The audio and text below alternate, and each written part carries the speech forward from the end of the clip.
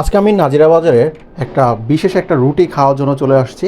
আর এটা দোকানের নাম ছিল হলো কুষ্টিয়ার বিখ্যাত পোড়া রুটি ও চা ঘর। তো এইখানে হলো ওই যে পোড়া রুটি দিয়ে আর হলো মালাই যে চা আছে সর দিয়ে ওইটা আর কি তৈরি করে। তো এই যে এখন হলো সে রুটির মধ্যে একটু দুধ আর হলো একটু ঘি এটা মেখে তারপর হলো এটা মানে পোড়া দিচ্ছে। তো এই যে পোড়া হয়ে গেছে আর কত সুন্দর দেখতে হয়েছে পোড়ানোর পরে। তারপরে এইবার সে আর কি এই যে মালাই যে চা ওইটা মেক করছে। এটার মধ্যে মোটামুটি যথেষ্ট পরিমাণে সর দিয়েছিল আর দেখতেই মানে খুবই লোভনীয় লাগছিল আর কি। আর এটা কিন্তু নাজিরা বাজার ছাড়া খুবই মানে অসম্ভব।